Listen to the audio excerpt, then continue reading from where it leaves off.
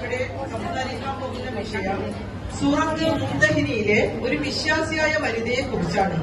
ആ വനിതയുടെ പേരാണ് ഉമ്മു കുൽസും ബിൻത് ഉഖ്ബ റളിയല്ലാഹു അൻഹ. അവൾ മക്കയിൽ ജനിച്ചവളാണ്. അവളുടെ കുടുംബം ഇസ്ലാമിനെ വിരോധിച്ചവരായിരുന്നു. എന്നാൽ അവരുടെ ഹൃദയം നിറച്ചും ഈമാനും തഖ്വയും നിറഞ്ഞതായിരുന്നു. ഇസ്ലാം സത്യമാണെന്ന് അവർ ഉറപ്പിച്ചു. അതിനാൽ അവർ ഒറ്റയ്ക്ക് ആരോരുമില്ലാതെ ധൈര്യത്തോടു കൂടി മദീനയിലേക്ക് ഹിജറ കൂടി. ഒന്ന് ചിന്തിച്ചു നോക്കിയാൽ ഒരു യുവതി സ്വന്തം കുടുംബത്തെയും നാട്ടുകാരെയും വീട്ടുകാരെയും ഒക്കെ ഉപേക്ഷിച്ചിട്ട് അള്ളാഹുവിന് വേണ്ടി യാത്ര ചെയ്യുന്നത് ഇത് എത്ര വലിയ വിശ്വാസമാണ്. പിന്നീട് അവരുടെ സഹോദരന്മാർ അവരെ മദീനയിലേക്ക് എത്തി അവിടെ നിന്ന് തിരിച്ചു കൊണ്ടുവരാൻ ശ്രമിച്ചു.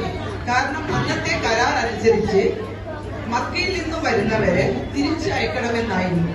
എന്നാൽ ഇവിടെ വലിയ മാറ്റം സംഭവിച്ചു.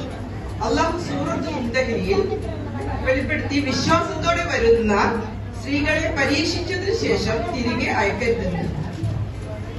സൂറ മുംതഹിനയിലെ 10-ാമത്തെ ആയത്തിൽ ഇങ്ങനെ പറയുന്നുണ്ട്: സത്യവിശ്വാസികളെ, വിശ്വാസികളായ സ്ത്രീകളെ അഭ്യാർത്ഥികളായി നിങ്ങളുടെ അടുത്ത് വന്നാൽ നിങ്ങൾ അവരെ പരീക്ഷിച്ചു നോക്കണം.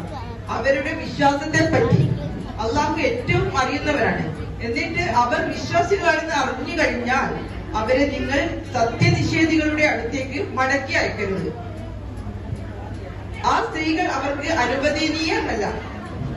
അവർക്ക് അവർ ചിലവഴിച്ചത് നിങ്ങൾ നൽകുകയും വേണം.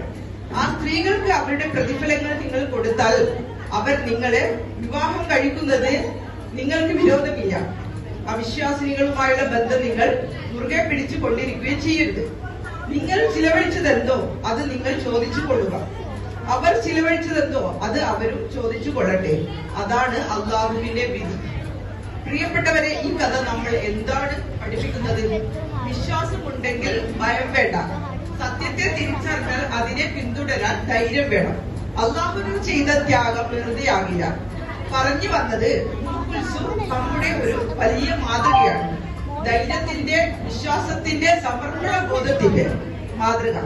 അവസാനമായി നമ്മുടെ ജീവിതത്തിൽ സത്യത്തിൽ നിലനിൽക്കുന്നവരാകട്ടെ, അള്ളാഹുവിൽ ഉറച്ചു വിശ്വസിക്കുന്നവരാകട്ടെ. അതുപോലെ അള്ളാഹു നമ്മെ എല്ലാവരെയും തൗഫീഖ് ചെയ്യുമാറാകട്ടെ. ആമീൻ ആമീൻ യാ റബ്ബൽ ആലമീൻ.